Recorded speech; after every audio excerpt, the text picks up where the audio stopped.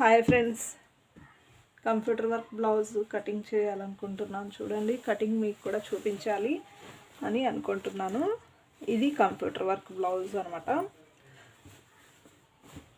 చూడండి, ఇది back part, ఇదేమో క్రాస్ కటింగ్ ఫ్రంట్ పార్ట్, ఇదేమో హ్యాండ్. ఇప్పుడు దీన్ని కటింగ్ చేసి చూపిస్తున్నాను. బ్యాక్ పార్ట్ కట్ చేశాను ఆల్రెడీ, రౌండ్ మాత్రం కట్ చేయలేదు, అలాగే ఉంచేసాను. అంటే మనము మగ్గం వర్క్ అయినా కంప్యూటర్ వర్క్ అయినా బ్యాక్ పార్ట్ కట్ చేయకూడదు, అంటే బ్యాక్ పార్ట్ రౌండ్ కట్ చేయకూడదు అనమాట. ఆ రౌండ్ అలాగే ఉంచేసి కుట్టేటప్పుడు మనము కుట్టిన తర్వాత ఈ రౌండ్ని కట్ చేసుకోవాలి. ఇప్పుడు బ్యాక్ పార్ట్ కటింగ్ అయిపోయింది కదా, హ్యాండ్స్ కట్ చేసుకోవాలి. హ్యాండ్స్ వచ్చేసి ఇలా 4 మడతలతో క్లాత్ ఉండాలి. ఇది 2 మడతలు, 2 మడతలు, ఇది 2 మడతలు, మొత్తం 4 మడతలు. అంటే 2 చేతులకు వస్తుంది అనమాట ఈ క్లాత్. 2 చేతులకు వచ్చే క్లాత్ని ఇప్పుడు క్రాస్ ఏం లేదు కాబట్టి ఒక 1/2 ఇంచ్ అంతా మార్క్ చేసుకోవాలి. ఇలా మార్క్ చేసిన తర్వాత హ్యాండ్ మార్కింగ్ చేసేస్తున్నాను. హ్యాండ్ మార్కింగ్ ఎలాగా అంటే చూడండి, బ్లౌజ్ కరెక్ట్గా ఉందని ఇచ్చారు. బ్లౌజ్ కరెక్ట్గా ఉంది అని ఇచ్చిన తర్వాత మనం అలాగే కట్ చేసుకోవాలి. ఇలాగ హ్యాండ్ కరెక్ట్గా పెట్టేసి టేప్తో కొలత తీసుకొనైనా మార్క్ చేసుకోండి. 1/2 ఇంచ్ ఎక్స్ట్రా పెంచుకుంటూ పొడవుని, లేదు అంటే బ్లౌజ్ని ఇలా పెట్టేసి ఇలాగా అయిపోయింది. హ్యాండ్ మార్కింగ్ ఇంతే, చాలా ఈజీగా సింపుల్గా అయిపోయింది. అంటే చేతుల పొడవు 7.5 వచ్చింది. 7 ఇంచీలు రెడీగా ఉంటుందన్నమాట. 3.5 డౌన్ అంటే 3 ఇంచులు తీసారనమాట. ఇప్పుడు మనం కూడా అదే 3 ఇంచులకే మార్క్ చేసుకోవాలి. ఇలాగా హ్యాండ్ షేప్ అయితే ఇలా ఉండాలన్నమాట. ఇది వచ్చేసి చేతులు లూజ్ ఇక్కడ కాస్త జాయింట్ పడుతుంది, కుట్టేటప్పుడు వేసేసుకోవచ్చు. హ్యాండ్ కటింగ్ అయిపోయింది.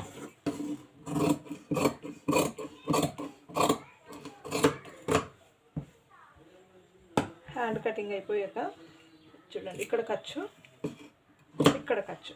కుట్టేటప్పుడు మనం చెస్ట్ పార్ట్ అలాగే ఈ ఆర్మ్ డౌన్ పార్ట్ కరెక్ట్గా మ్యాచ్ అవ్వాలన్నమాట. అలాగైతే ప్లస్ గుర్తు వస్తుంది చంకలో. ఇప్పుడు వచ్చేసి ఇక్కడ ఫ్రంట్ పార్ట్ తీసుకోవాలి. ఫ్రంట్ పార్ట్ కోసం నేను బ్యాక్ పార్ట్ పెట్టేసి కట్ చేసుకోవచ్చు, కానీ మీకు బ్యాక్ పార్ట్ పెట్టకుండానే ఎలా కట్ చేసుకోవాలో చెప్తున్నాను. క్రాస్గా చూడండి, ఇక్కడ క్రాస్ మార్కింగ్ చేసేసుకోవాలి. ఎక్కడైతే బాగా క్రాస్ వస్తుందో చూసుకోండి. ఇలా బాగా క్రాస్ వచ్చే చోట ఇలా క్రాస్గా మార్క్ చేసుకోండి. మరి ఎక్కువ క్రాస్ ఉన్నా కూడా క్లాత్ తక్కువ వచ్చే అవకాశం ఉంటుంది. క్లాత్ అయితే అంటే ఎక్కువ క్లాత్ సగానికి సగం క్రాస్ వచ్చినా పర్లేదు, కానీ క్లాత్ తక్కువ రాకూడదు అన్నమాట. అలా తక్కువ రాకుండా జాగ్రత్తగా మార్క్ చేసుకోండి. ఇక్కడ నుంచి ఇలాగ మార్క్ చేసిన తర్వాత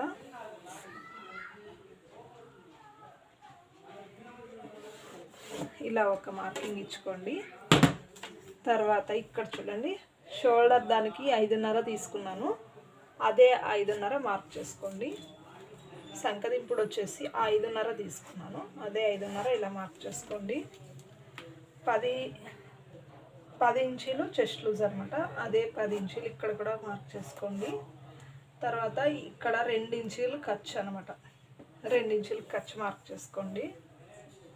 ఇలా మార్క్ చేసిన తర్వాత ఇక్కడ 3 ఇంచీలు మార్క్ చేశాను. తర్వాత ఫ్రంట్ రౌండ్ ఎంత ఉండాలో చూసుకోవాలి. బ్లౌజ్ పెట్టి చూస్తున్నాను. ఇలా ఫ్రంట్ రౌండ్ ఎంత కావాలో చూసుకొని మార్క్ చేసుకోండి. ఇక్కడ కరెక్ట్గా పెట్టేసి మార్క్ చేసుకోండి, సరిపోతుంది. మనము కుట్టినప్పుడు కిందకు వచ్చేస్తుంది అనమాట, కుట్టి ఇక్కడ పడుతుంది. అప్పుడు ఈ పొడవు లూజ్ సరిపోతుంది అనమాట నెక్కి.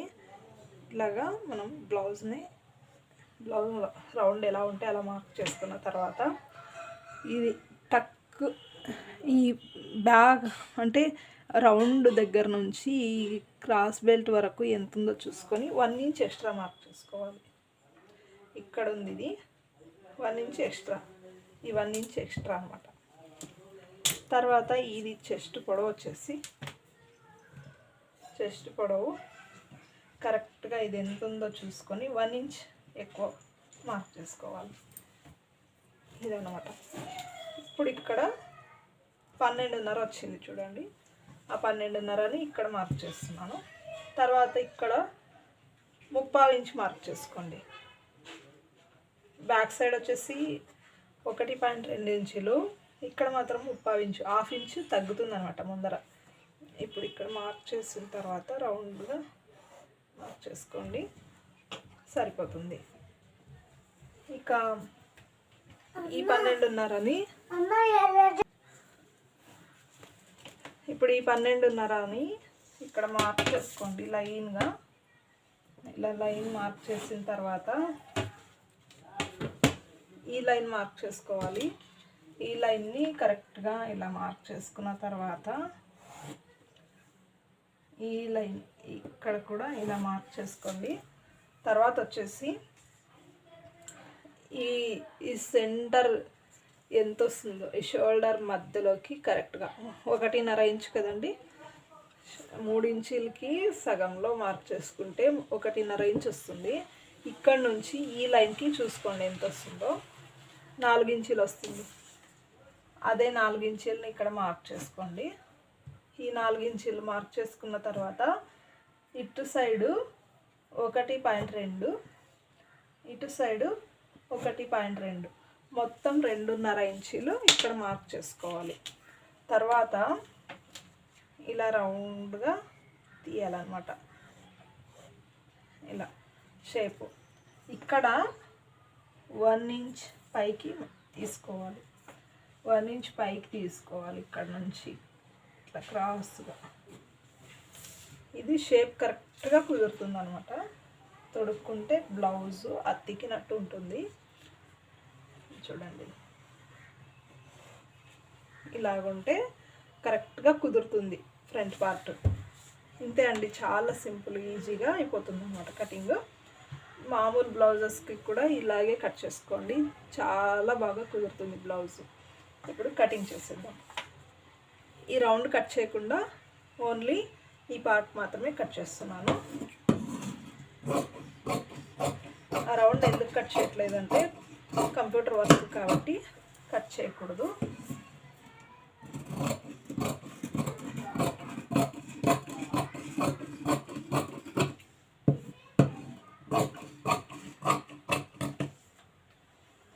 ఇక్కడ కూడా ఇది స్ట్రైట్గా వదిలేద్దాం.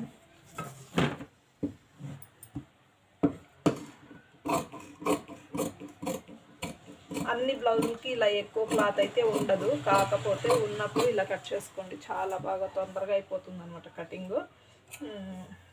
నీట్గా కూడా కుదురుతుంది. ఇక్కడ ఒక కట్ ఇచ్చుకోండి, రౌండ్ అక్కడికి వస్తుందని అర్థం అనమాట. ఒకవేళ కంప్యూటర్ వర్క్లో కొంచెం వర్క్ రౌండ్ ఎక్కువ ఉన్నా తక్కువ ఉన్నా సరిపోతుంది. ఇక్కడ కూడా ఖర్చు పెట్టేసేయాలి. ఇదండి ఫ్రంట్ పార్ట్ మార్కింగ్. 40 ఇంచులు చెస్ట్ లూజ్ అనమాట. ఇది 40 ఇంచుల చెస్ట్ లూజ్కి ఫ్రంట్ పార్ట్ ఎలా కట్ చేసుకోవాలో చూశారు కదా. వీడియో నచ్చితే కనుక లైక్ చేయండి, షేర్ చేయండి. ఇప్పుడు క్లాత్ని ఎలా కట్ చేసుకోవాలి, ఎంబ్రాయిడరీ వేసిన క్లాత్ని చూడండి, ఇలా ఫోల్డింగ్ చేసేసుకోండి. చేతులు 2, హ్యాండ్స్ కరెక్ట్గా 2 ఉన్నాయన్నమాట. ఇప్పుడు దీన్ని మనకు టచ్ అవుతుంది చేతికి, అప్పుడు చూసుకొని మనము ఇలా ఫోల్డింగ్ చేసుకోవాలి. కరెక్ట్గా అయితే కట్ చేసుకోకండి, ఎందుకంటే కుట్టేటప్పుడు ఈ ఎక్కువ తక్కువ వచ్చే క్లాత్ని మనము కరెక్ట్గా అడ్జస్ట్ చేసుకుంటూ కుట్టుకోవాలి. కాబట్టి కొంచెం ఎక్కువగానే వదిలి కట్ చేసుకోండి క్లాత్ని. ఇప్పుడు ఇక్కడ కట్ చేసుకోవాలి. ఈ మగ్గం వర్క్ కానీ కంప్యూటర్ వర్క్ కానీ ఎక్కువగానే వదిలేసి కట్ చేసుకోండి. క్లాత్ని ఎప్పుడైనా సరే డిజైన్ కట్ అవ్వకుండా చూసుకోండి. ఇప్పుడు ఇది హ్యాండ్ ఒకవైపు జాయింట్ పడుతుంది, కొద్దిగా కుట్టేటప్పుడు మనం అడ్జస్ట్ చేసుకోవాలి. ఇప్పుడు ఇది అయిపోయింది హ్యాండ్ కటింగ్. ఇప్పుడు బ్యాక్ పార్ట్ వచ్చేసి ఇది చూడండి, ఇలాగా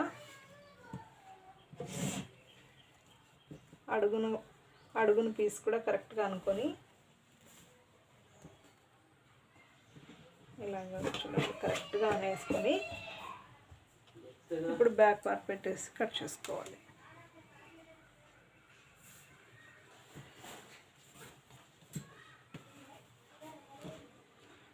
చూడండి ఈ రౌండ్కి నేను వేసిన రౌండ్ మార్కింగ్ కరెక్ట్గా మ్యాచ్ అయింది. ఇక ఇది షోల్డర్ ఖర్చు కోసము సరిపోతుంది కరెక్ట్గా. ఇక దీన్ని కట్ చేద్దాం.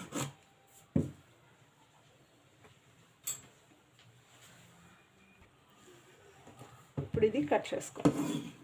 కాస్త ఎక్కువ వదిలే క్లాత్.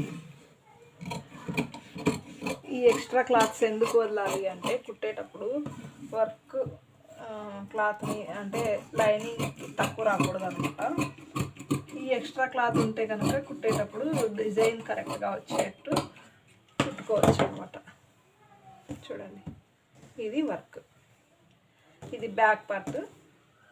ఫ్రంట్ పార్ట్ చూడండి, ఫ్రంట్ పార్ట్ వచ్చేసి ఇలా ఉంది కదా. ఫ్రంట్ పార్ట్ కరెక్ట్గానే వస్తుంది. రౌండ్ ఎక్కువగా వచ్చింది అనుకుంటున్నా, లేదు.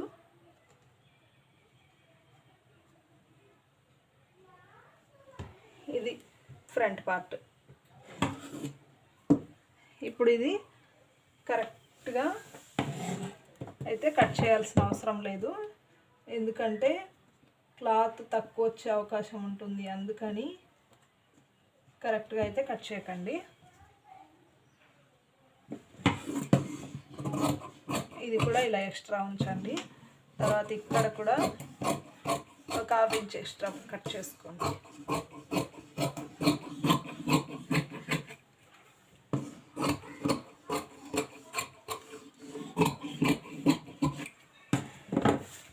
చూడండి కరెక్ట్గానే ఉందన్నమాట. ఈ మార్కింగ్ కరెక్ట్గా కలిసింది. వర్క్ అయితే నేను అలా వేసాను అనమాట. వాళ్ళు ఇచ్చిన అది బ్లౌజ్కి కరెక్ట్గా రౌండ్ వచ్చేటట్టే మార్కింగ్స్ చేసుకొని నేను వర్క్ వేసాను. ఇంత కూడా డిఫరెన్స్ అయితే రాదండి, చాలా పర్ఫెక్ట్గా మార్కింగ్కి కరెక్ట్గా అంటే వాళ్ళ కొలతకు కరెక్ట్గానే వర్క్ వేసాను. ఇక స్టిచ్చింగ్ కూడా చూడాలనుకుంటే చూసేయండి నెక్స్ట్ వీడియోలో.